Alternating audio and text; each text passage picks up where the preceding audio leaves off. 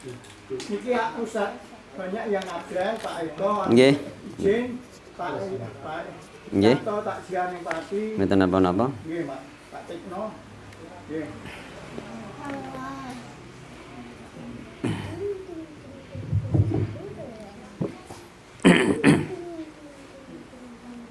Sundul dhuwur to gak? Kopiahe sundul dhuwur to ora?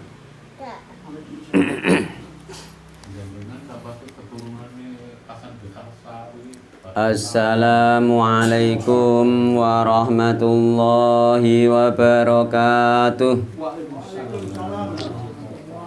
Bismillahirrahmanirrahim.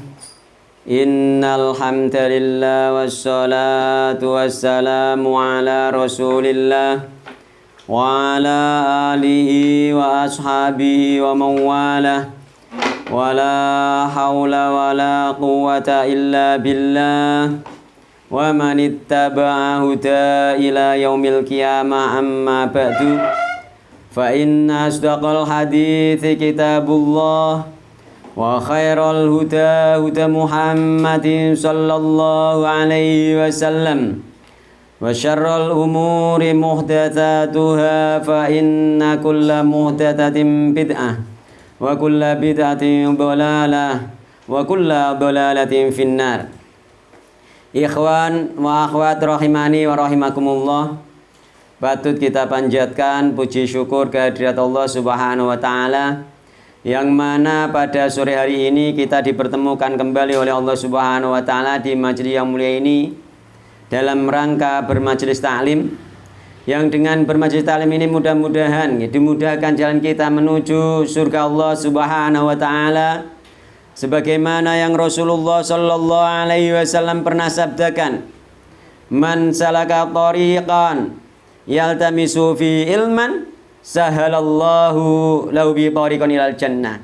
Barang siapa menempuh jalan, di jalan tersebut dia mencari ilmu, Allah mudahkan jalan dia dengan sebab mencari ilmu tersebut jalan menuju surga Allah Subhanahu wa taala. Dan mudah-mudahan kehadiran kita di sore hari ini dimasukkan pula oleh Allah Subhanahu wa taala termasuk kategori orang-orang yang selalu mensyukuri nikmat-nikmat Allah Subhanahu wa taala, di antaranya nikmat sehat dan waktu luang. Yang kedua, nikmat tersebut banyak dilupakan manusia sebagaimana yang digambarkan oleh sabda Nabi Muhammad sallallahu alaihi wasallam, nikmatani maghbunun fi ma katsirun minan nas asyadul faru. Ada dua nikmat yang dua nikmat tersebut banyak dilupakan manusia, yaitu nikmat sehat dan waktu luang. Alhamdulillah sekarang kita sudah memasuki tanggal 6 di bulan Dzulqa'dah ya. Jadi alhamdulillah kita sudah masuk di bulan Dzulqa'dah, sebentar lagi kita masuk di bulan Dzulhijjah ya. Sebentar lagi kita masuk di bulan Dzulhijjah dan ada pensyariatan kurban nanti itu di bulan Dzulhijjah. Ya, alhamdulillah ya. Nah, kita berdoa di masuk bulan Dzulhijjah ini, ya ini doa yang diajarkan sahabat Nabi Muhammad SAW. Allahumma adkhilhu alaina bil amni wal iman wassalamati wal islam wa jiwari minasyaiton wa ridwanim minar rahman. Itu diingat-ingat doa nih. Digawe toh ora toh lali. Setiap masuk bulan nih, sapa sing eling sing masuk bulan niki doa iku. Nah, nek elinge saiki doane. Nek sing eling sapa iki? Aku ndek dhuwit 150 tak kena 50 nek sing eling. Ora ana sing eling. Makanya diingat-ingat ya, setiap mau ganti bulan itu diingat-ingat agar kita berdoa di bulan ini agar kita itu dapat kebaikan yang banyak gitu. Yani Allahumma adkhilhu alaina bil amni wal iman wassalamati wal islam wa jiwarim minasyaiton wa ridwanim minar rahman. Ya Allah, masukkanlah kami ya, di bulan ini dalam keadaan selamat dan iman ya, dan terlepas dari gangguan setan ya, dan mendapatkan ridho Allah Subhanahu wa taala ya. Lali nek gak dielingno, mulane para sahabat harusnya ngelingnone di akhir bulan gitu, sehingga pada masuk bulan ingat itu. Nah, insya Allah kapan-kapan di akhir bulan tak elingno biar masuk bulan ingat. Walaupun diingatkan tapi tolong di share Ustaz. Oh, ngaten nggih. Iya. Di share lafate. Heeh. Allahumma adkhilhu alaina bil amni wal iman wassalamati wal islam wa jiwari minasyaiton wa ridwani minar rahman. Ya, nanti di-share besok insyaallah kalau kula mboten lupa di akhir setiap di akhir bulan diingatkan. Biar pas masuk bulan nanti semuanya berdoa, biar semuanya mendapatkan kebaikan. Nah, kemarin kita sampai ke hadis ketiga di dalam bab masajid, bab tentang hukum masjid-masjid. Sebelum sampai ke pembahasan sholat, maka kita diterangkan tentang hukum masjid. Nah, diterangkan tentang hukum masjid-masjid. Kemarin kita sampai hadis kedua tentang bahwasanya orang-orang Yahudi dan Nasrani itu dilaknat oleh Allah Subhanahu wa taala dikarenakan menjadikan kuburan-kuburan nabi-nabi mereka menjadi masjid. Maka kita tidak boleh masjid itu dijadikan, kuburan itu dijadikan masjid. Dan tidak boleh juga masjid dijadikan kuburan, dan tidak boleh juga rumah itu dijadikan kuburan.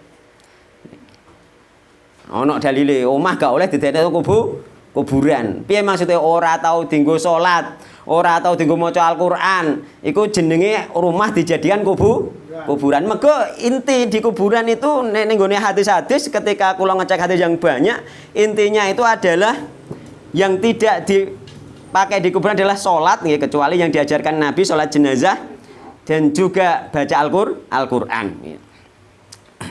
Jadi omah nek gak dienggo maca Al-Quran diarani Nabi termasuk didadekno kuburan. Ini tak bacakan beberapa hadis tentang hal itu biar semakin mantap. Engko omahe mesti sedelok-sedelok dienggo ngaji. Nek iso setiap hari. Nek iso setiap hari. Mosok wong setiap hari gak tau ngaji belas iku. Piye mbuka oleh sarai mbuka sedilo padahal. Saiki ana HP ambek ana Al-Qur'an sing dibuka HP. Kadang ngono iku aku dhewe kadangan ngono. Nggawa Al-Qur'an mbek HP deres. HP-ne muni tulit-tulit. Nah, buka HP. Akhirnya suwe buka HP-ne perkara buka reno-reno, Al-Qur'ane lali ngono. Lah iki di samping ngingatno awakku dhewe yo ngingatno sampean sedo yo. Kenyataannya kita semua rata-rata seperti itu. Lali bareng padahal swara muni ke mau WhatsApp baru dibalas sampai sajene malah buka-buka liyane, buka Facebook, buka anu akhirnya Al-Qur'ane wis urung ditutup lho iku Al-Qur'ane. Lho nggih lho. Niku kula pengalaman niku ngoten lho. Nah, memang seperti itu gitu loh. Bisa menang HP ini kan ngoten. Nggih. Maka diantaranya hukum-hukum kuburan yang pertama kalau di dalam kitab-kitab fikih disebutkan wayustahul qabru wala yusannamu wala yubna alaihi wala yujassasu. Wayustahul qabru, kuburan harus diratakan. Wala yusannamu, tidak boleh ditinggikan, diuruk kalau lemah liyane. Wala yubna alaihi, tidak boleh dibangun. Wala yujassasu, tidak boleh dicat. Nah, itu ada di kitab-kitab fikih, di antaranya kitab takrib gitu ada. Ya, maka itu ada larangannya dan sifatnya umum, sebenarnya baik untuk kuburan orang awam, wong cilik, wong elek, ya, utawa wong gede, utawa wong mulya, utawa ustadz, utawa kiai, utawa ulama, utawa nabi, sama hukumnya. Ya. Wa yustahul qabru wala yusannamu wala yubna alaihi wala yujassasu. Wa yustahul qabru, harus diratakan. Wala yusannamu, tidak boleh ditinggikan, diambilkan tanah dari yang lain. Wala yubna alaihi, tidak boleh dibangun. Wala yujassasu, tidak boleh dicat, dilabur. Nah, itu diantara hukum-hukum kuburan. Terus kemudian sholat di kuburan tidak boleh, kuburan dijadikan masjid nggak boleh, masjid jadikan kuburan nggak boleh. Sholat menghadap kuburan juga tidak boleh, kecuali ada penghalang. Misalnya ini kan ada masjid ngarep kono, ternyata ada kuburan, nggak apa-apa, wis ada tembok, ada penghalang, itu tidak apa-apa. Tapi nek ada penghalang nggak boleh menghadap kuburan. Nah, terus Nabi an Abi Marsad Al-Ghunawi qala sami'tu Rasulullah SAW la tusallu ilal kubur wala tajlisu 'alaiha. Tidak boleh sholat menghadap kubur dan tidak boleh duduk di atasnya. Terus kemudian sholat jenazah khusus yang diajarkan Nabi boleh. Ya, khusus yang diajarkan Nabi. Sholat jenazah di kuburan itu. Maka yang di kuburan yang boleh sholat jenazah dan doa. Ada Al-Quran tidak ada. Karena baca Al-Quran tidak ada di kuburan baca Al-Quran. Ya. Kenapa tidak ada? Ada hadisnya karena Terus sholat di antara kuburan juga nggak boleh. Aku gak nindur kuburan iki kok. Iki kuburan aku ning kene tidak boleh. Sholat di antara kuburan juga tidak boleh. Jadi ana hadisnya juga nggih. Yani Nabi Muhammad SAW juga bersabda nggih, innan nabiyya riwayat saking Anas nggih, nah Rasulullah SAW anis sholati bainal kubur. Nabi mencegah sholat di antara kuburan. Jadi nek ana tanah pemakaman, ya wis tanah kuburan trae, terus ana nggon lodang di tengah terus nggo sholat, itu ndak boleh. Ini jenis sholat di antara kuburan. Ndak boleh, masih tanah yang memang untuk kuburan itu. Iya. Ndak boleh untuk sholat. Itu. Masih kosong ya. Meskipun masih kosong, makanya sholat di antara kuburan jenenge gak nendure kuburan itu. Nendure karena gak oleh, apalagi apa iku nendure tok ora sholat wae gak oleh. Njongok ning kuburan nggak boleh, wala tajlisu alaiha. Nah, itu hukum-hukum kuburan. Ya. Sek wali, sek gak wali padha wae. Ya, kan ngono. Ini masalah kuburan. Ya. Iya, padha wae cek wali, sek gak wali. Nah, ziarah ya kita ziarah, ingat mati, mendoakan yang ada di kuburan, uluk salam. Itu boleh. Sebenarnya apa yang khusus yang diajar Nabi, assalamualaikum ya. Assalamualaikum ahli diyar. Umum bisa, khusus bisa. Khusus misalnya nyalami bapak sampean khusus bisa. Boleh sebagaimana kita menyalami Abu Bakar, menyalami Umar, menyalami Rasulullah. Iya kan? Khusus kan itu? Nah, maka boleh. Khusus bapak sampean mbok salami, Bu. Boleh. Terus didoakan. Tapi untuk dibacakan Al-Qur'an ada hadis yang indikasinya tidak ada bacaan Al-Qur'an di kuburan. Contoh hadisnya ya. Surat sembarang ya, walaupun Yasin. Iya namanya Al-Qur'an. Kecuali di sholat jenazahnya. Ya, sholat jenazah, nah sholat jenazah kan baca Al-Fatihah. Nggak apa-apa, karena itu sudah diajarkan Nabi. Yang lainnya lain, sifatnya umum jenenge khusus itu gitu loh. Nah, contohnya adalah hadis dari Abu Hurairah. Qala Rasulullah sallallahu alaihi wasallam. Abu Hurairah berkata, Nabi Muhammad SAW bersabda gitu. La taj'alu buyutakum maqabir. Jangan jadilah jangan kalian jadikan rumah-rumah kalian sebagai kuburan-kuburan. Omamo coba dadekno kuburan-kuburan. Terus Nabi inna syaitana yanfiru minal baitil ladzi tuqra'u fi suratul Baqarah. Sesungguhnya setan lari dari rumah yang dibacakan surat Al-Baqarah. Iki pegang tenan nih, omam nek bacaan surat Al-Baqarah setan jelas mlayu. Lane kuburan yo gak berarti kuburan gak oleh diwacana surat Al-Baqarah. Enggak aduni gitu loh, enggak aduni gitu. Nah, meko ning kene la taj'alu buyutakum maqabir. Aja dadekno nggih omah-omahe sira kabeh sebagai kuburan. Kalau surat Al-Baqarah direkam di rumah gimana? Manfaatnya beda dengan dibaca langsung. Tapi setannya tetap lari ya. Wallahu taala alam. Yang jelas nyetel kuwi tetap dapat pahala karena itu kalamullah. Ini masalah larinya wallahu alam karena larinya setan itu bin niat yang membaca. Setan hero. Nah, niat yang membaca. Bin niat.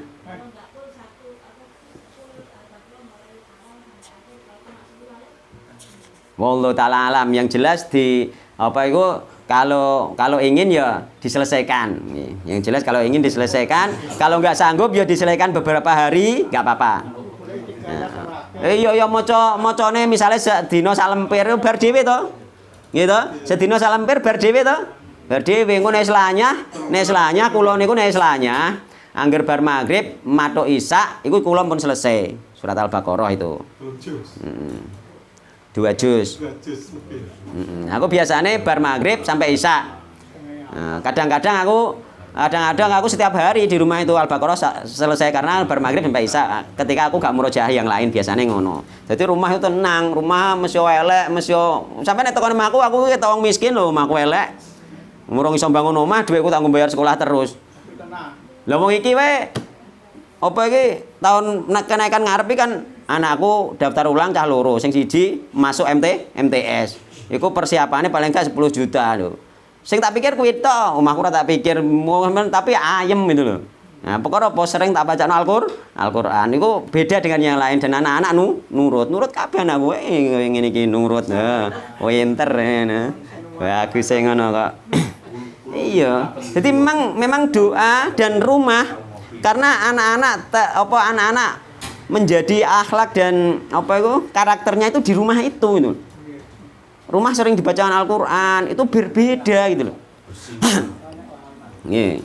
Berbeda gitu. Maka sering-seringlah rumah itu dibacakan Al-Qur'an. Wis pokoke kalem-kalem saiso-isone, pokoke pesen kuwi sing penting saiso-isone, mesya sithik, mesya gunglanya, mesya gadul-gadul dibaca. Itu ada dapat pahalanya tersendiri nek macane gadul-gadul wis belajar isih gadul-gadul oleh ganjaran loro. Ning gone hadise itu oleh ganjaran apa? Macane Al-Qur'an per huruf 10 kebaikan, oleh ganjaran oleh kangelan. Makanya tetep bacaan gak usah aku ra iso cepet, aku ra iso lancar. Gak usah mikir ngono, pokoknya dijalani terus. Allah itu ngerti dewi ngono lho. Ngono. Ora kadang-kadang nek gak lanyah terus arasasen maca soapan lanyahe. Wong ngapal iku lho, wong ngapal. Aku iku kaya juz amma ngono ngapalno. Ngono iku satu surat itu nek maca ping 100 jelas lebih lagi apal lho. Jelas lebih iku lagi apal tok. Urung mungkin. Tok mutkine iki pira wae kadang ape tinggo ngimami wis diwaca terus. Urung mutkine. Seperti itu memang harus nek gak lanyah terus macet gak gelem maca sok apan lanyahe kan ngono. Nah gitu. Nggih to? Sok apan lanyahe ndoke. Sok apan lanyahe gitu loh. Ngoten. Jadi harus semangat kita untuk membaca meskipun sedikit gitu loh. Harus dibaca meskipun sedikit. Jadi kuburan ya. Juga di dalam riwayat hadis Abu Hurairah yang lain nggih, qala Rasulullah sallallahu alaihi wasallam nggih. La tattakhidhu qabri aidan. Jangan kau jadikan kuburku sebagai tempat perayaan, terus Nabi. Nah, kuburane Nabi Muhammad gak oleh dienggo tempat perayaan. Saiki kuburane wali dienggo perayaan. Piye? Apa nek wali gak apa-apa jare ngono-ngono. Nek wali malah apik, mung Nabi ora oleh kok wali gitu lho. Ya kan? La tattahidu qabri idan. Janganlah engkau jadikan kuburku sebagai tempat hari raya. yakni yang didatangi pada waktu-waktu tertentu, dijadikan pesta ataupun yang lainnya.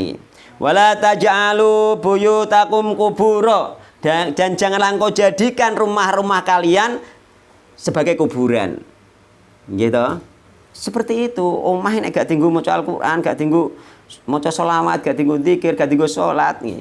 Seperti kuburan. Wa haitsu ma kuntum fasallu alayya fa inna sholatakum tablughuni. Dimanapun kalian berada, maka bacalah sholawat untukku, maka sholawat kalian sampai kepadaku. Maka ketika kita baca sholawat dan salam itu ada malaikat yang menyampaikan kepada Nabi Muhammad Shallallahu Alaihi Wasallam, dan Nabi Muhammad SAW menjawab salam. Disampaikan oleh malaikat, dibawa ke Nabi, Nabi menjawab salam kita. Mulanya ketika kita baca sholawat dan salam sebenarnya kita mendoakan Nabi, Nabi kembali mendoakan kita. Luar biasa. Makanya ketika kita baca sholawat dan salam itu benar-benar diresapi, kita benar-benar dari hati mendoakan Nabi. Ojo mau nelambe tok, nelambe. Misalnya maca sholawat Allahumma sholli wa sallim ala Muhammad wa ala ali Muhammad, mau nelambe tok perkara wis hafal tok, ora tok pikiran, gak tok ati. Iku yo sia-sia. Tapi nek mbok pikir ning pikiran mbek ning ati, nyampe mendoakan Nabi, nyampe dibawa malaikat digotok Nabi, Nabi menjawab. Menjawab artinya juga menjawab salam, berarti memberi jawaban keselamatan terhadap kita, juga mendoakan selamat kepada kita. Apa ora mesti slamete? Mesti selamat nek jenengan bener-bener konsentrasi doane iku bener dari hati gitu loh maksudnya nggih. Mboten hanya sekedar rutinitas, mboten hanya sekedar di mulut saja, atau mboten hanya sekedar hiburan, apalagi pakai gini-gini, nah, gitu. Wallahu taala alam. Ini hanya penyemangat ya untuk pembukaan agar kita semangat kembali. Tidak harus ketika di majelis taklim, di rumah harus semangat ya. Aku nggih dalile wong anu niku. Dalile kuwi zaman wong nek maulid nek ngono.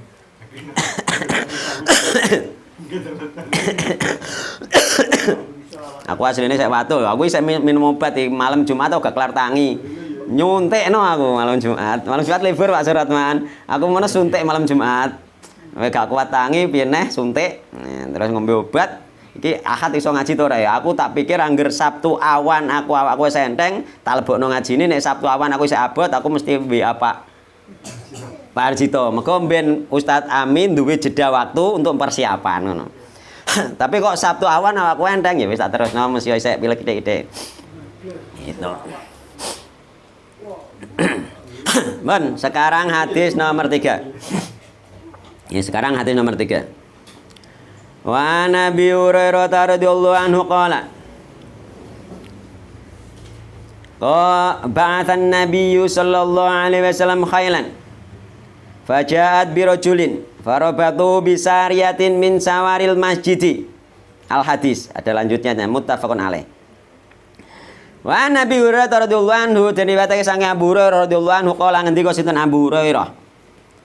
Ba'atha ngutus sinten Nabi sallallahu alaihi wasallam Nabi Muhammad sallallahu alaihi wasallam ing bala tentara perang berkuda. Khailan iki pasukan berkuda.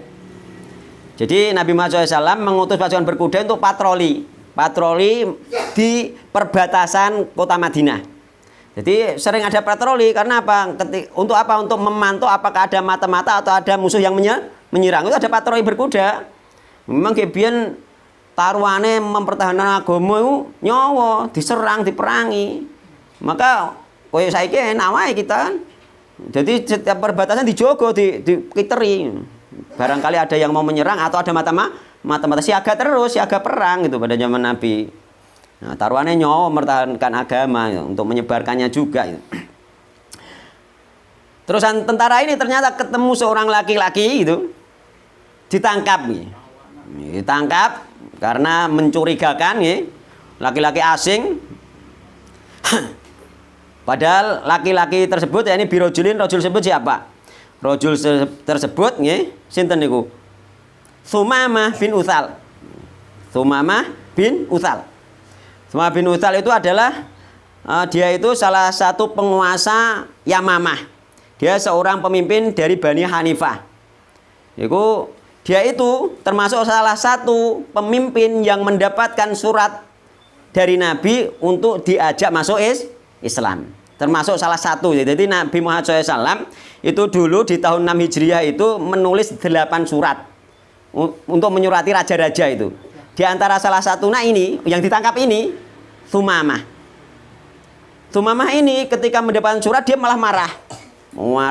Dia beriktikad untuk membunuh Nabi. Dia dilarang oleh pamannya Sumamah ini. Dilarang, akhirnya dia nggak mengincar Nabi karena berat mengincar Nabi, dia mengincar para sahabat, dia membunuh beberapa sahabat. Itu Sumamah itu. Terus kemudian Sumamah ketika ketangkap nggih, sing nangkap gak ngerti nek iku Sumamah itu. Gak ngerti. Nah, ketika dicancang ning kene apa farobatuhu, mongko nyancang sapa tentara mau hu ing rajul bisa riatin ana ing cagak min sawaril masjidi, cagak saking pira-pira cagake masjid. Dicancang ning cagak masjid. Jadi Sumamah ini ditangkap, digawa datang masjid. Nah, dilaporkan Nabi Muhammad sallallahu alaihi wasallam. Kemudian Nabi Muhammad SAW datang kepada apa itu setelah diketahui, kamu tahu enggak itu siapa? Itu adalah Sumamah. Yakni penguasa Yamamah. Kemudian penguasa pegede ternyata ditangkap. Terusan buatkan dia makanan yang enak-enak, perahkan susu. Jadi ditawan itu setiap hari selama 3 hari itu dikasih minum susu, dikasih makan enak itu Sumamah itu. Iya, pokoknya dirumat itu. Dirumat ketika Rasulullah datang kepada Sumamah dikatakan kamu akan terikat di sini selama 3 hari itu. Selama 3 hari dijamu tapi terikat di masjid tapi dijamu. Nah, dijamu. Kemudian setiap hari Nabi datang, "Wahai Sumamah, apa yang kamu miliki itu?" Intinya ngono tok, jawab Sumamah, "Aku adalah orang yang mempunyai kebaikan. Jika kamu membunuh, maka kamu membunuh orang yang mempunyai darah." Mempunyai darah maksudnya pasti akan ada yang melawan karena dia orang terhormat gitu maksudnya. Jika kamu membunuh orang yang mempunyai darah. Jika kamu memaafkan orang yang berterima kasih. Itu Sumamah ngono nih. Jika kamu meminta harta, mintalah. Niscaya akan kami beri kapan seberapapun kamu minta gitu. Sumamah jawabnya ngono. Hari pertama ditakoki muni ngono. Hari kedua tilih Nabi, "Wahai Sumamah, apa yang kamu miliki?" Jawabannya sama. Aku adalah orang yang punya kebaikan gitu. Jika kamu membunuh orang yang mempunyai darah. Jika kamu memaafkan orang yang berterima kasih gitu loh. Mau dimaafkan kan berterima kasih. Buat berterima kasih terserah kan. Nah, jika kamu minta harta, mintalah sesukamu, pasti akan diberi itu. Sampai 3 hari jawabannya begitu. Terus hari yang ketiga Rasulullah akhirnya semua diuculi, dicolong, dibebaskan. Kamu bebas itu. Dibebaskan tanpa diminta apa-apa oleh Rasulullah Shallallahu Alaihi Wasallam. Inilah nanti manfaatnya kebaikan ini nanti. Ketika dilepaskan oleh Rasulullah, dia langsung berjalan ke kebun kurma dekat Masjid Nabawi yang ada sumber airnya itu, Pak. Dia langsung corok ini raup bersih-bersih, katakanlah corok ini wudhu lah gitu. Maksudnya resik-resik kan. Setelah itu dia kembali kepada Rasulullah bersahadat gitu. Masya Allah itu loh, memaafkan akibatnya malah bersahadat itu. Bersahadat terus kemudian apa yang aku lakukan ya Rasulullah? Apa hukuman untukku? Aku telah membunuh sahabat-sahabatmu gitu. Jadi Rasulullah setelah Islam semuanya diampuni oleh Allah Subhanahu wa taala. Hilang semua dosa dihapus oleh Allah Subhanahu wa taala. Terus kemudian aku datang kemari sebenarnya ingin berhaji dan umroh itu. Maunya apa haji dan umroh dia ketangkep itu loh. Haji dan umroh cara orang dulu gitu. Haji umroh cara orang dulu. Terus kemudian hajinya orang jahiliyah. Terus kemudian bertanya kepada wahai Rasulullah, apa yang harus aku lakukan? Tetap kamu harus haji dan umroh, namun dengan cara yang aku ajarkan gitu. Nabi diajari haji yang umroh yang benar. Dia kemudian datang ke Mekah. Dia bertalbiyah labbaik Allahumma labbaik. Wong Mekah padha geragapan. Ora ana sing ngono ku, sing bertauhid ngono ora ana. Padha geragapan cah nom-nome wis padha nyiapno panah. Sing kabeh pedang wis dodo dicabut, apa dipateni dekne. Bareng ngono penggedene kafir Quraisy ngerti nek iku Sumamah. Celaka kamu, siapa yang akan kamu bunuh gitu. Itu adalah Sumamah, penguasa Yamamah itu. Kalau sampai dia terbunuh, celaka kita no. Orang Mekah tidak akan kelaparan itu. Karena apa? Karena gandum makanan pokoknya orang Mekah itu dikirim dari Yamamah gitu loh. Diekspor dari Yamamah. Akhirnya dia tetap bertabiah, dia tetap melaksanakan haji sesuai yang diajarkan Nabi itu. Yamamah itu juga mana ya? Wallahu taala alam, kula mboten hafal. Saudi Timur. Saudi Timur. Sekarang masuk Saudi lah. Akhirnya apa? Akhirnya dia selesai haji, dia pulang, terus kemudian saudagar-saudagar pengekspor barang ditutup, jangan dikirim ke Mekah gitu. Mekah langsung kelaparan itu. Kelaparan sampai utusan Mekah datang kepada Rasulullah meminta agar Sumamah ini membuka boikote itu. Akhirnya dikirimi lagi mangan meneh wong Mekah itu. Itu hebatnya Sumamah. Sumamah berjasa sekali itu untuk menyebarkan Islam, termasuk menyuarakan Islam di Makkah pada saat itu. Nah, ekonomi nganti saat ini padha mawon. Nggih, diboikot itu. Diboikot itu. Hebatnya karena sistem raja, hebatnya nek rajane kuat, terus dia itu masuk Islam, dia memang bisa membawa rakyatnya gitu. Tapi nek rajane gak kuat, nggak bisa gitu. Tapi nek sing kuat kayak Sumamah ini bisa membawa kaumnya, bisa dia ternyata. Dia bahkan sampai ketika orang-orang pada murtad pada zaman Musailamah al-Kadzab itu, dia menyeru kepada kaumnya. Ada sebagian kaumnya yang murtad juga pada waktu itu. Dia yang termasuk bertahan itu. Sumamah. Ini kisahnya Sumamah yang ditangkap ini. Ditaleni nih masjid. Sampun. Ndak gluduk ini. Pundi? Di Jazirah Arabia bagian tengah. Jazirah Arabia dibatasi oleh daerah Bahrain di utara. Terus ndelok ning kono ya. Terus Yaman di selatan. Saat ini masuk Saudi bahwa saudara biasa. Nek aku pas delok ya roh nek mbok takoki ngene iki karo. Ora ngapal mari rong menjelejah rono-rono aku iki sik lokal kene wae mari ngono. Pakai AI lagi ya. Gitu. Jadi hadis ini membolehkan mengikat tawanan di masjid walaupun ia orang kafir. Berarti orang kafir boleh masuk dalam masjid. Orang musyrik boleh masuk dalam masjid jika ada keperluan. Boleh, nggak apa-apa. Contohnya apa keperluan? merenovasi masjid, kuline tukangnya misalnya wong kafir gak apa-apa gitu. Boleh gitu. Arsiteknya orang Boleh. Untuk niku winginan paus tekon nang Istiqlal. keperluan. Wallahu taala alam. Pembahasannya iku kok dawa.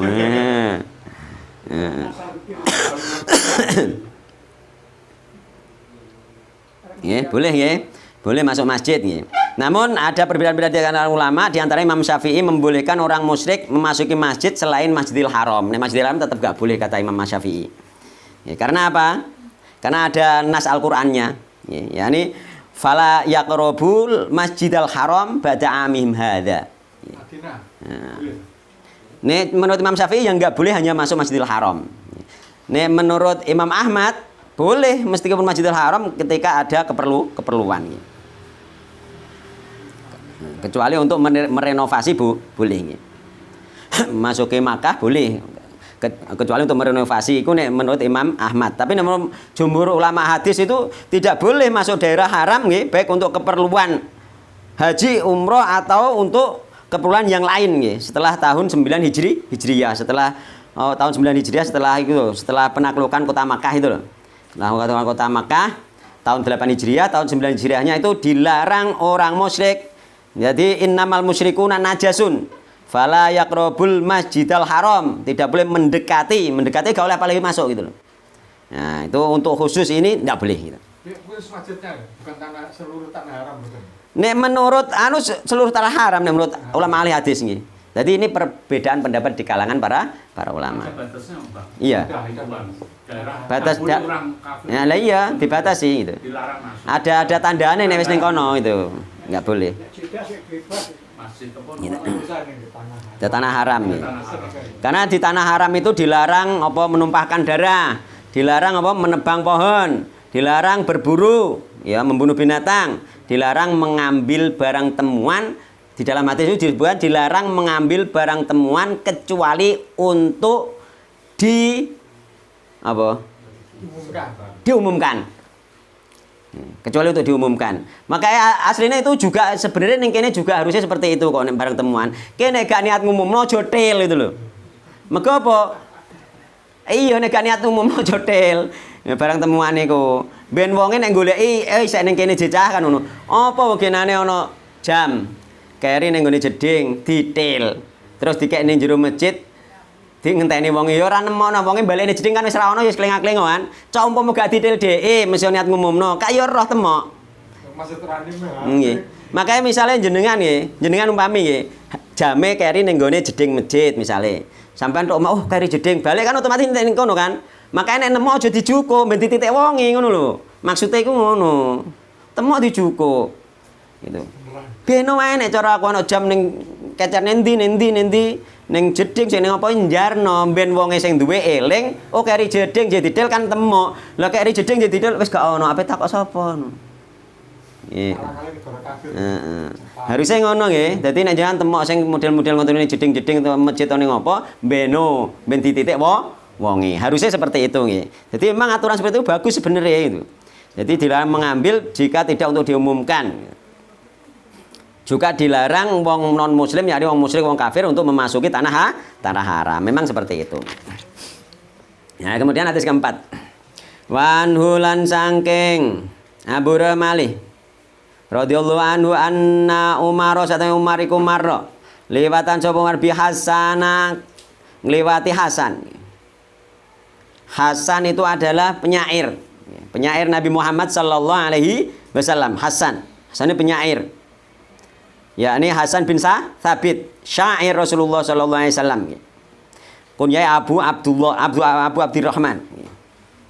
Hasan, dia penyair Rasulullah sallallahu alaihi wasallam.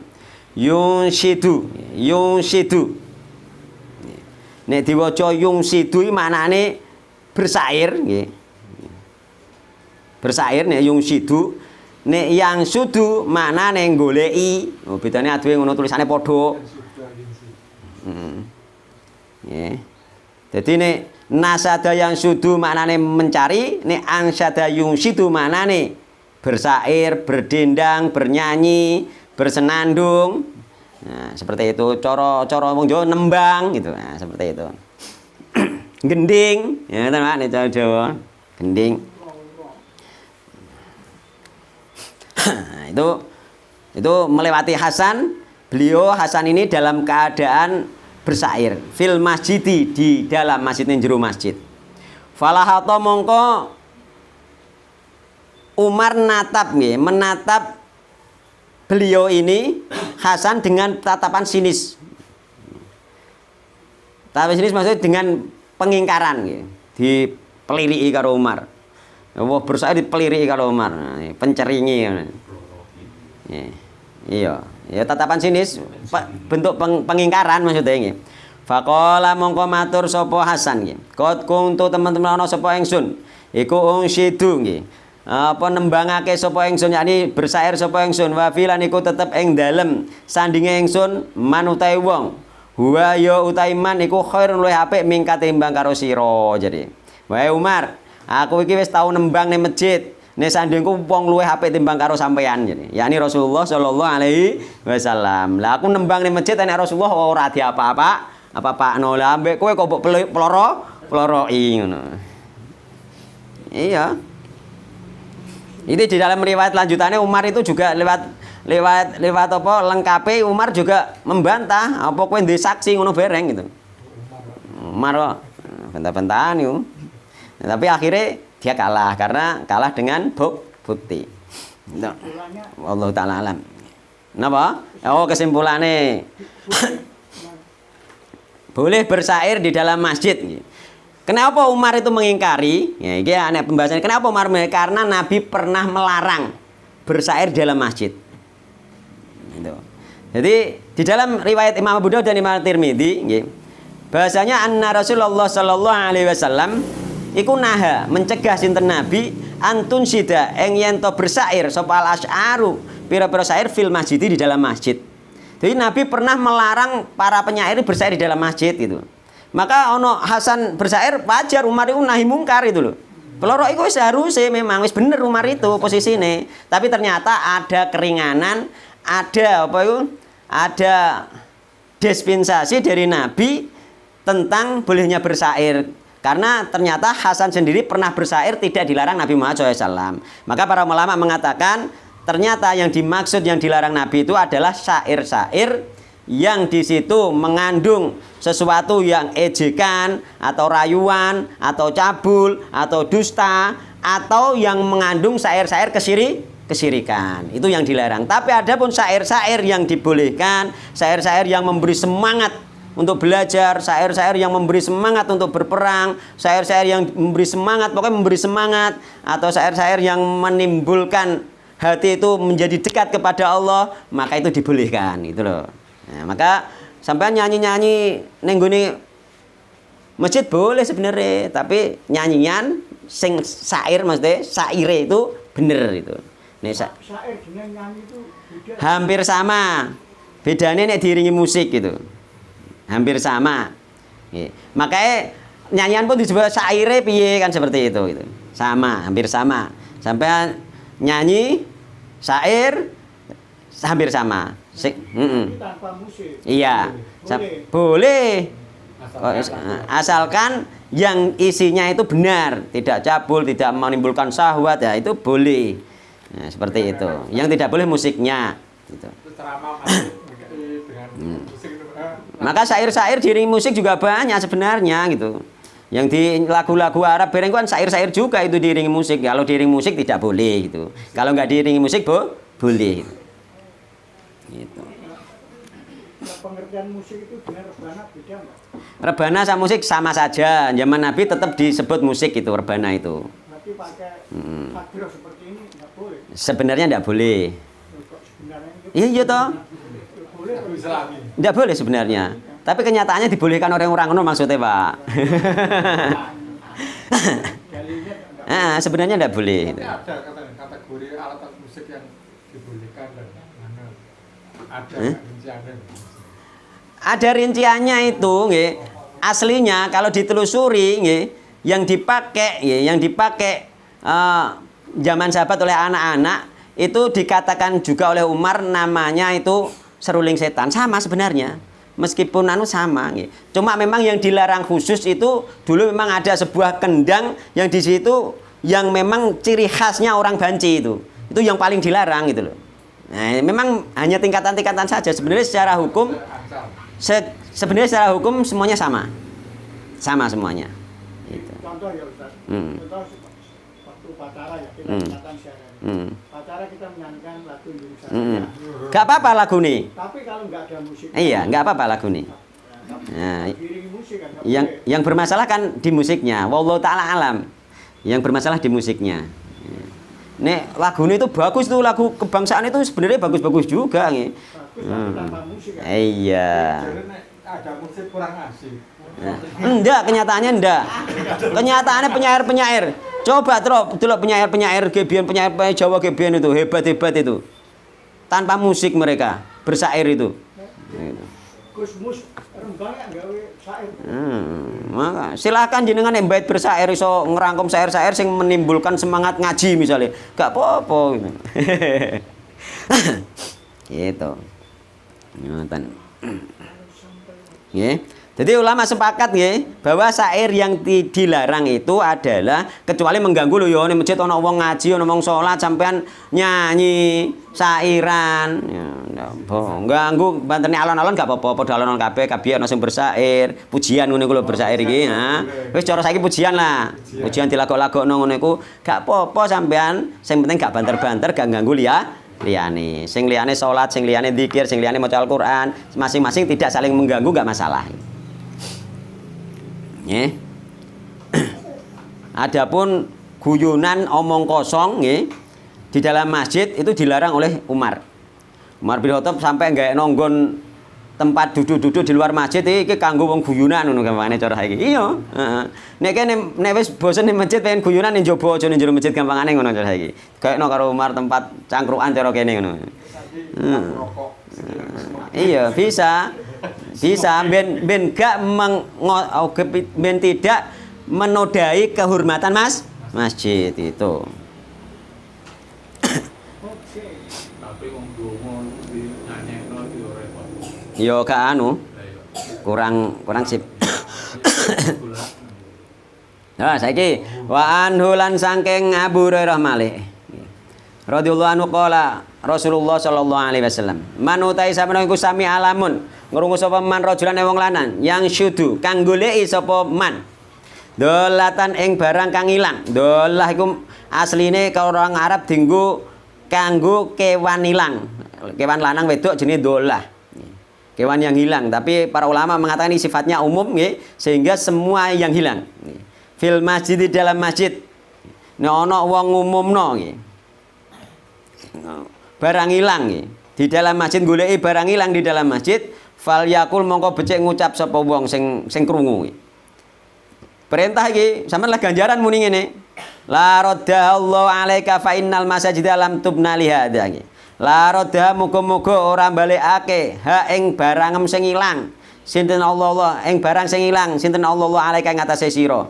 Muga-muga ora temok ngono. Nek ana wong goleki masjid kok kono iku kalah ganjaran. Golek jamku ning ndi mang yo? Gak roh ke. Muga-muga ora temok ngono. Oleh ganjaran ngono iku. Iya. Malah. Iya. Nah iki diperintah karo Nabi. Jare nak terus lanjut fa innal masajida karena sudah masjid lam tubna ora dibangun masjid lihada krana kanggo goleki barang ilang itu. Rawahu Muslim. Nek ana goleki barang ning masjid kono gak apa-apa.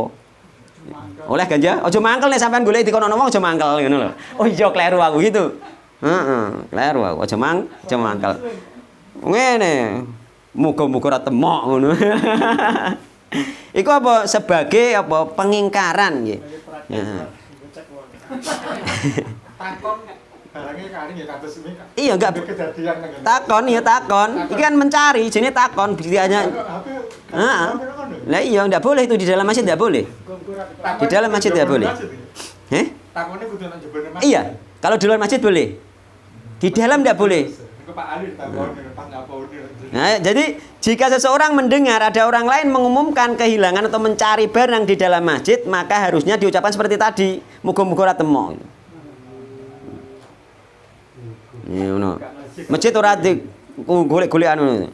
Tapi kata para ulama hukum tersebut nggih itu bersifat umum nggih, apakah irang apa wae nggih, pokoke barang apa wae mau nggih. Terusan berdasarkan dohir hadis iki nggih, tak nek kira-kira goleki barang ning dia metu kon jero masjid sak njabane lawang maka boleh. Nah, gitu. Makanya sampean golek-golek kudu sak njabane masjid. Nek ning jerone sampean enggak boleh, dilarang oleh Rasulullah sebenarnya. Gitu. Jika keluar dari pintu masjid dan mengumumkan barangnya yang hilang, maka tidak diharamkan karena bukan termasuk di dalam masjid. Berarti takone di luar orang di dalam, orang yang di dalam mana mboten melawang. Ya diceluk. Diceluk leh. Dengan pas tak ali kas nyabur. Jadi di luar. Di luar, harus di luar masjid, nggak boleh di dalam masjid. Gitu. Jadi ini harus diperhatikan. Mulai sampean umpama ana wong ketakoni wong terus gak dicauri ning masjid, mungkin wong ngerti itu. Syukur-syukur kowe ora diuneni ngono mang. Apa iku muga ora temu syukur-syukur wisan ora jawabi wis ora usah mangkel gitu lho. Gitu.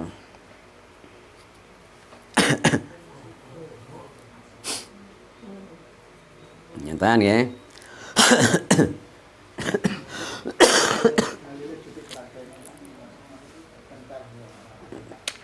Gak apa-apa nek. Tapi yang delok-delok wonge wis kenal sunah to, wis kenal sunah pokoknya ora apa-apa. Nek rong kenal iki wong nek rong kenal, wah sing disalahno jenggote yo. Wong jenggoten ora duwe adab. Nek wong golek ngono malehan itu. Yo tapi ya tetep delok-delok gitu loh. Yo Kenal sunah dari ngaji niki.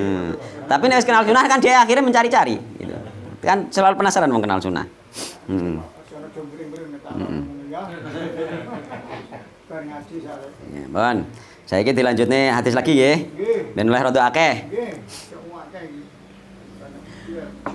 Wa anhu lan saking Abu Hurairah malih radhiyallahu anhu anna Rasulullah sallallahu alaihi wasallam qol Idza ra'aitu min dalem nalikane ningali sapa sira maneng wong yabiu kang adol sapa man au ya beta'u utawa tuku sapa man fil masjid ing dalem masjid faqulu mongko becik ngucapo sapa sira kabeh lau maring wong sing adol tinukune masjid la abrahallahu tijarataka nggih la abraham muga-muga ora ora maringi badi sinten Allah tijarataka ing dagangani ira rawan Nasai wa Tirmidzi wa hasanahu.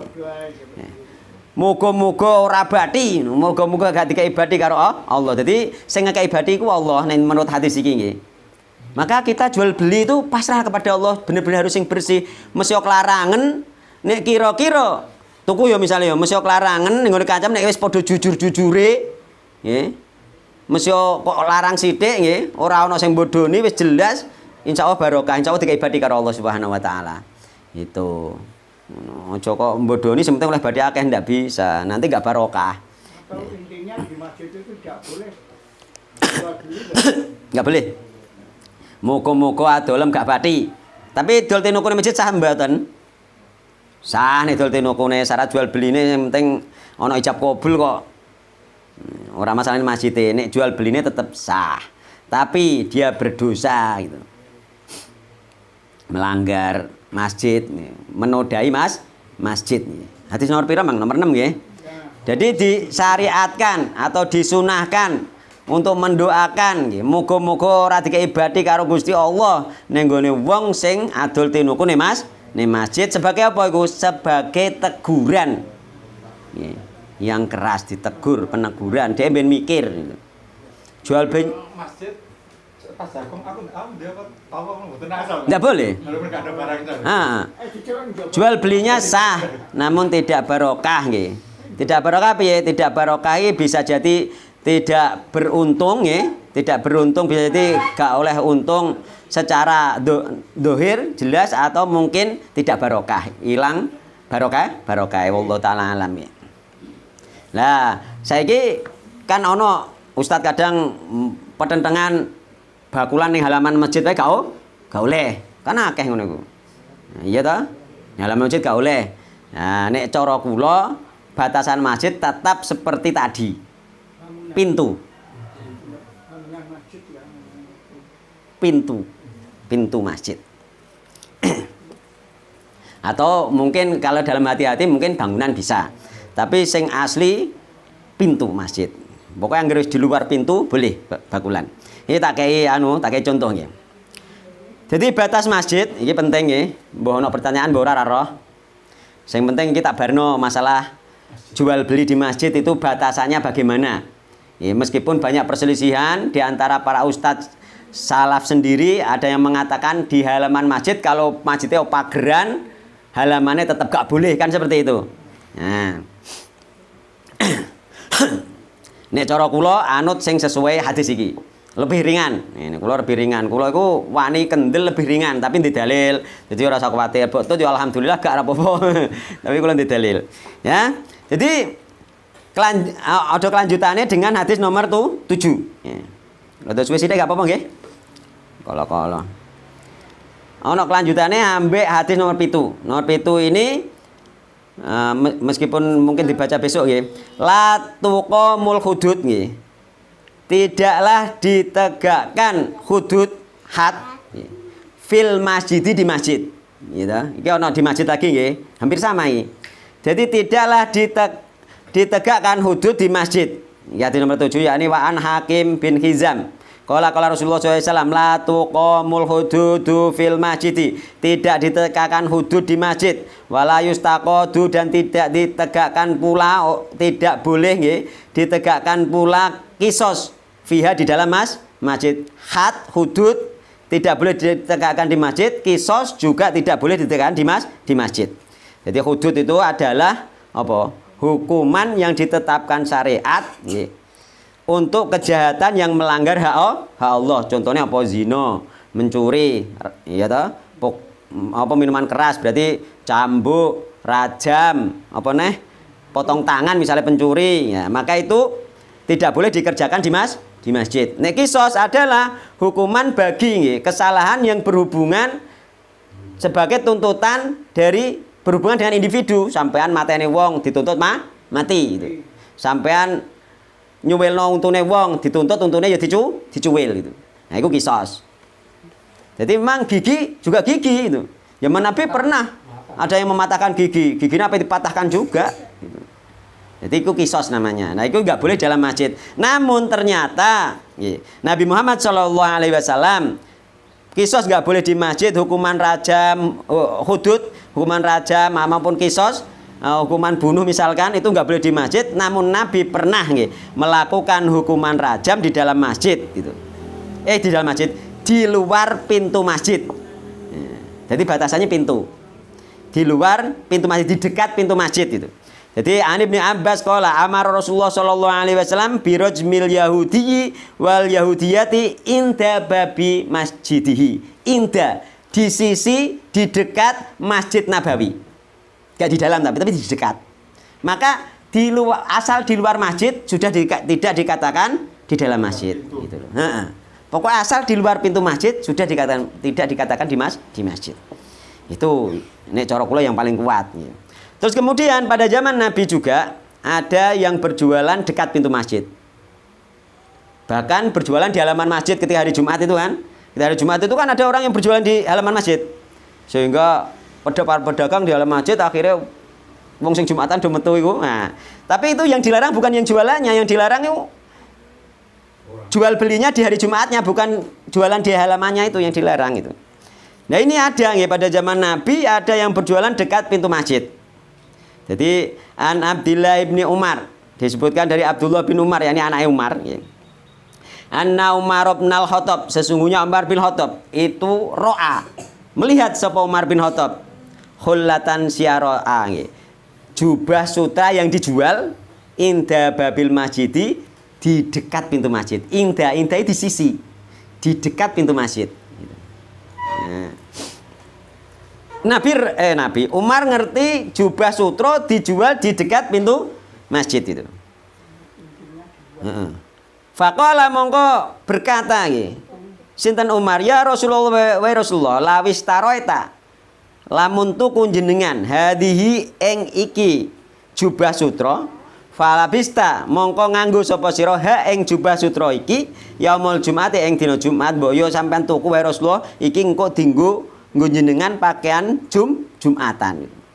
Walil wafdi lan kanggo utusan-utusan idza qadimu nalikane teka sapa utusan alaika ngatas sira nek ana utusan datang jenengan apa? Nek ana utusan datang pakai baju itu nggih, baju hebat.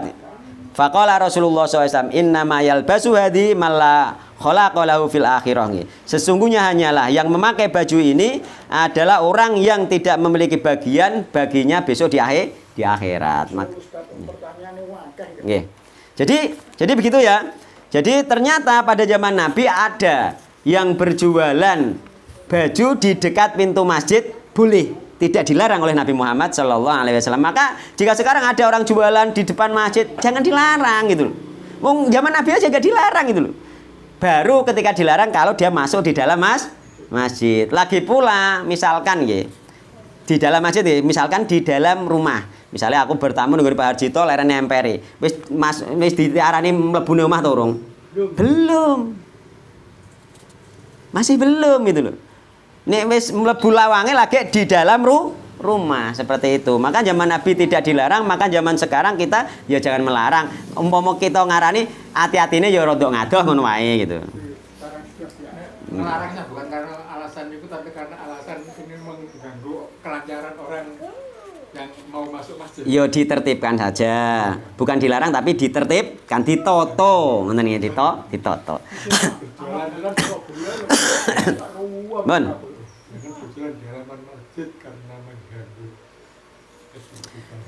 Dikir setelah sholat 3 kali, kadang lupa. Loh, pertanyaannya 6, kok langsung guri jawab gak apa-apa. Dikir setelah sholat 3 kali, kadang lupa sudah 3 atau belum. Kafaratnya bagaimana? Sah atau tidak? Misal jika sholat sujud sahwi, jika dikir bagaimana? Dikir nggak ada kafarohnya, lupa nggak apa-apa. Diperkirakan saja sudah lebih nggak apa-apa. Yang jelas ya sudah, jangan lupa, dimaafkan oleh Allah Subhanahu wa taala. Yo nggak usah dibaleni. Lupa ndak apa-apa. Selama kula ngaos nggak ada kafaroh lupa terhadap sesuatu yang seperti ini. Nek sholat ya ada sujud sahwi, tapi nek ini tidak. Ya mungkin karena diganggu setan lupa ya sampean beristighfar gitu aja itu. Tapi dari ustaz-ustaz kula, dari guru kula mboten mendapatkan panduan tentang lupa yang seperti itu. Tunggale lupa dikir pagi sore baca la ilaha illallah syekara mang wis ping piro yo. Enggak ada masalah gitu. Ya diperkirakan sesuai ingatannya saja, yang paling dia yakin itu saja. Yakinnya sampean ya piye sithik yakin ya tambahi sesuai, yang penting sampean nanti akhirnya ya yakin bahwa sudah 33 gitu saja.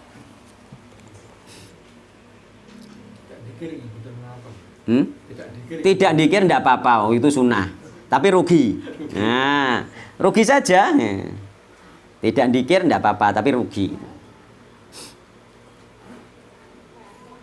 Imam secara umum orang yang diikuti. Pertanyaannya, jika kita sholat subuh dengan diimami, di mana imam ini melaksanakan kunut, maka sebaiknya apa yang kita lakukan sebagai makmum? Apakah ikut amin dengan tangan tanpa diangkat, atau kita diam saja sampai menunggu sujud? Nah, kalau ya, sebagian ulama memang mengatakan jika karena itu bagi yang meyakini itu khilaf bukan bid'ah, ini ya harus dicatat. Bagi yang meyakini bukan bid'ah tapi khilaf, yakni antara rojih dan marjuh, yakni yang paling kuat tidak kunut, yang di bawahnya kunut, misalkan sama-sama sah, maka yang tidak kunut boleh mengikuti kunut. Itu bagi yang berpendapat itu.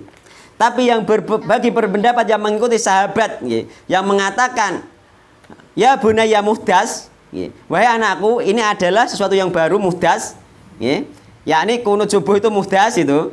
Maka jika sampean berkeyakinan itu bid'ah, maka kalian nggak usah ikut kunutnya, tapi masih ikut berdirinya nunggu sampai ruku. Itu boleh. Hanya itidal saja. Nggak usah ngangkat tangan. Kalau jenengan meyakini asal sholat itu melepas tangan, maka sampean lepas tangan. Nek sampean yakini asal sholat itu sedekap, maka sampean sedekap. Nek kula meyakini asal sholat itu sedekap, sehingga kula sedekap nek pas wayah kunut itu. Gitu. Tapi tidak amin. Ndak amin dan tidak ikut ngangkat tangan, tapi nek kula sedekap. Nek jenengan meyakini asal sholat itu lurus ke bawah, tangan lurus ke bawah dilepas, maka dilepas. Gak apa-apa. Dewean Tapi lebih terhormat kelihatannya loh ya. Kalau bersama orang banyak, ketika kita tidak ikut angkat tangan, lebih terhormat sedekap daripada dilepas. Gitu. Nah, maka kula milih asal sholat itu bersedekap. Sehingga ketika setelah itidal orang-orang kunut, kula bersedekap. Boleh seperti itu. Nah, maka jika meyakini itu rojih marju itu ngene loh Pak. Sing kunut sing gak menurut kita yang kunut itu yang tidak kunut itu lebih baik, pendapat yang lebih kuat itu tidak kunut, terus pendapat di bawahnya itu kunut, sama-sama sah, maka ketika kita mengikuti imam yang kunut, kita ikut kunut seperti itu. Maka ada dua, terserah jenengan apakah meyakini itu bid'ah atau meyakini rojih marjuh. Tapi dalil yang jenengan utarakan tadi kan termasuk bid'ah. Iya. Ada salah seorang pendapat sahabat mengatakan bid'ah, bunayya muhdas. Nah, iya. Imam Syafi'i kan. Tapi Imam Syafi'i mempunyai pendapat yang lain karena di antara sahabat juga ada dinukilan yang lain. Nek jenengan yakini muhdas ya silakan saja. Gitu. Jadi di kalangan para ulama salaf itu ada dua ini, rojih marjuh dan muhdas itu. Nah, ini nggak bisa dijak bantah-bantahan sudah. Hadis muhdas itu hadisnya hasan atau Sahih. Monggo silahkan. Itu nggih. Nggih Bu nggih. Nek jenengan anu ngoten mawon, sedekap. Karena kunut itu juga tidak membatalkan salat itu. Karena itu juga hasil ijtihad mereka sehingga tidak membatalkan sholat pula itu. Jadi ya sudah, maka berjalan sesuai keyakinan masing-masing, tidak membatalkan sholat. Ya sembuh sopo gak popo, pertanyaan itu rahasia.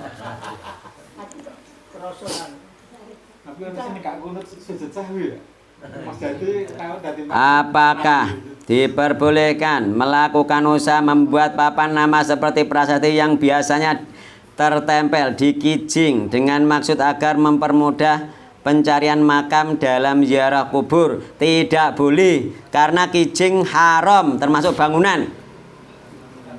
Itu kan termasuk membantu menyetujui kijing gitu.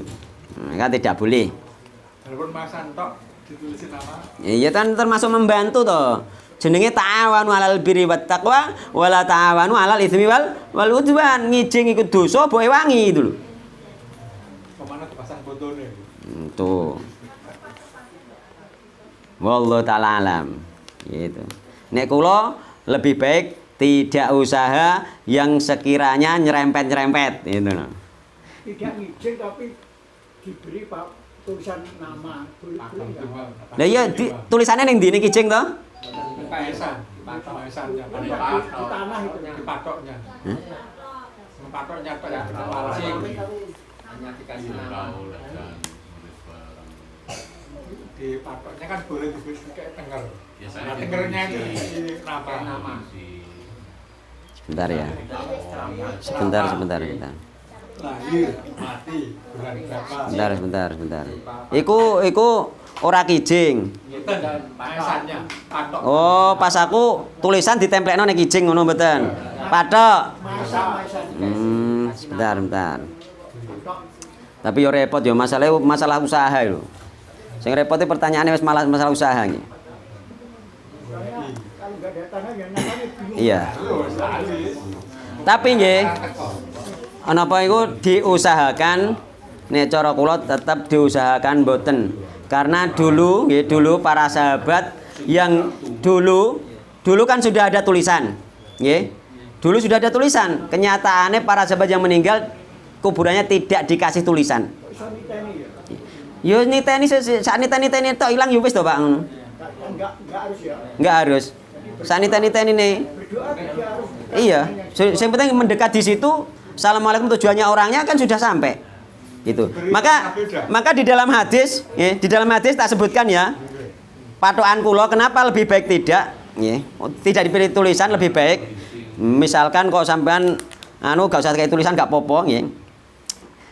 Aslinya nggih. Iki ada hadisnya nggih. An Jabir radhiyallahu anhu qali, nah Rasulullah sallallahu alaihi wasallam ayyujassul qabru. Rasulullah SAW melarang mengapur kuburan, ngecat. Wa ayyuk ada alaihi. Iku yo cat ya mestine kan? Nah. Wa ayyuk ada alaihi, duduk di atas kuburan. Wa ayyubna alaihi, dilarang membangun kuburan, yakni ngijing. Au yuzada alaihi, utawa nambahi kuburan didhuwurno, tambahi krikil koliyo, tanah koliyo. Au yuktaba alaihi, atau menulisi kuburan.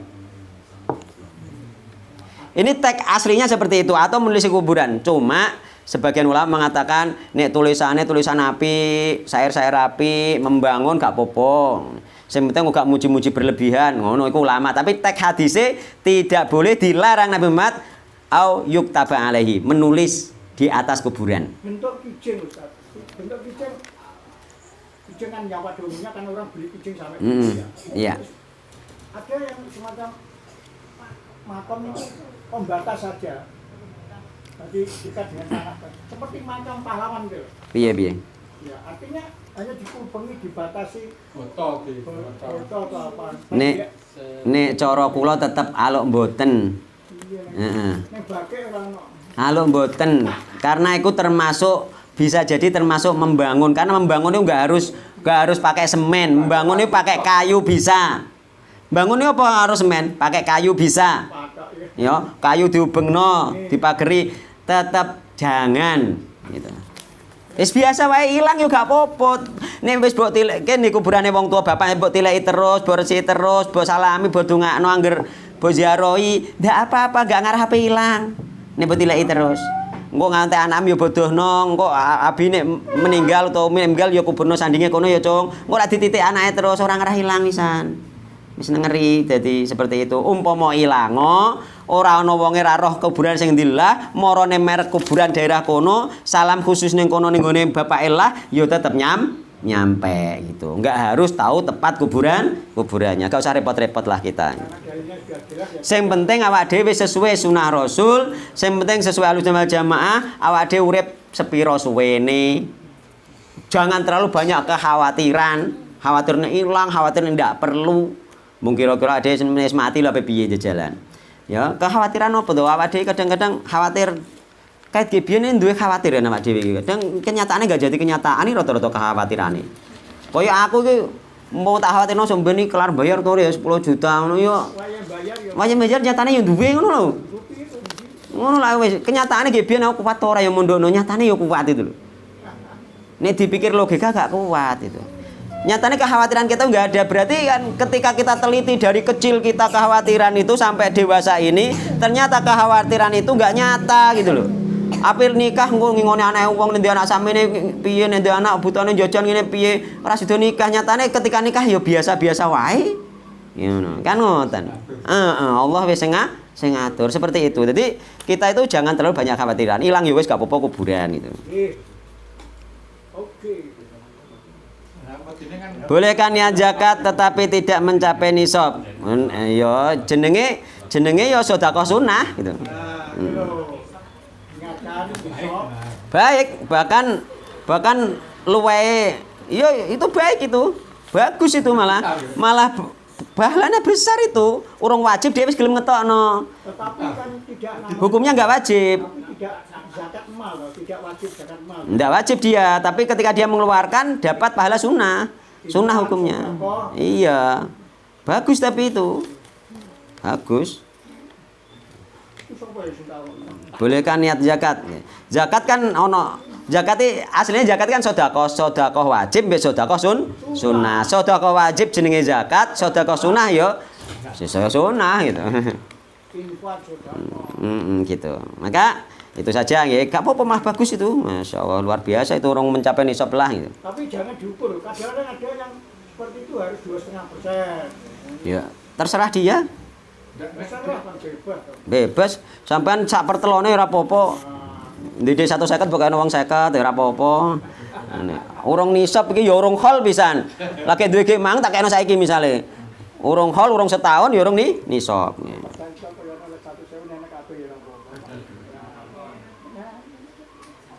Bolehkah zakat fitrah dikasihkan keluar daerah misal Jatirogo Babat atau dari Babat dikasihkan ke Jatirogo? Zakat fitrah hukum asalnya itu untuk fakir miskin yang terdekat, nggih. Terdekat hukum asalnya. Ini wis terdekat kecukup. Anu ya, pertama terkait hubungan darah. Iya, termasuk keluarga. Keluarga. Ya, yang terdekat terutama. Kerabat. Itu hukum asalnya, nggih. Ketika semua sudah tercukupi, baru keluar gitu. Kecuali nek duwe kerabat ning ado, misalnya ning babat, gak apa-apa. Roh kerabatnya ning kono gak punya kan, parano ndak apa-apa itu. Dikirim paket. Tapi nek untuk orang umum saja, bukan kerabat, lebih baik tetangga-tetangga dekat. Gitu. Memang harusnya di tengah dekat dulu. Gitu. Terus. Bolehkah mengumumkan misal kematian atau gotong royong diumumkan di masjid? Wallahu ta'ala alam, angel iki jawabane. Yang jelas para ulama mengatakan untuk masalah mengumumkan, ya, mengumumkan kematian itu kalau tidak ada hubungannya, ya, dengan, ya, apa itu, misalkan mengumumkan kajian itu boleh kok di dalam masjid. Barang hilang ya nggak boleh. Ini masalah kematian, wallahu alam kula dereng menyelusuri, nggih. Karena kula pernah baca ndak boleh untuk kematian itu loh. Tapi kula dalile dereng kuat itu loh. Jadi kula mboten jawab, mungkin ini PR kula masalah kematian, nggih. Karena kula rada ragu-ragu mergo kula nate ngaos tidak boleh mengumumkan kematian di masjid. Tapi belum menemukan dalil. Tapi kula dereng kuat gitu loh. Tapi tahu dalilnya. Pernah. Pernah kayaknya tapi masih samar-samar. Jadi kula mboten mantun untuk masalah iki. Tapi nek untuk gotong royong insyaallah boleh. Untuk umum boleh. Di masjid kematian terus nggak kurang nanti bener. Lagi, makanya untuk kematian, lah, makanya untuk kematian PR kula, nggih. Tapi untuk masalah gotong royong di masjid itu boleh, untuk kegiatan umum boleh. Yang bersifat umum untuk masyarakat, untuk kebajikan semuanya boleh di dalam masjid. Pengumuman kematian itu sudah menghidayat. Adapun untuk pengumuman misalkan iklan-iklan, dagang dan sebagainya kalau di luar masjid boleh. Ya, seperti itu nggih, ngoten nggih. Wallahu taala alam. Yang jelas hindari pengumuman kematian di masjid sebenarnya seperti itu. Nah, tapi kula butuh penelitian lagi niku, mungkin mundak keliru. Nek kula nemok sing kira-kira beda mbek wong salaf liyane lah, nek duwe dalil kula wantun utawa duwe ulama itu. Nek gak duwe gak wani. Ngoten nggih. Wallahu taala, semoga jane barokah manfaat. Iki nek enek santapan disantap sih aja langsung mulih le, dipangan dhisik sedelo. Aku keri dhewean terus engko kan ngono. Nggih, wallahu taala alam nggih. Mohon maaf nggih jika ada kekurangan nggih. Subhanakallahumma bihamdika asyhadu an la ilaha illa anta astaghfiruka wa atubu ilaik. Wassalamualaikum warahmatullahi wabarakatuh.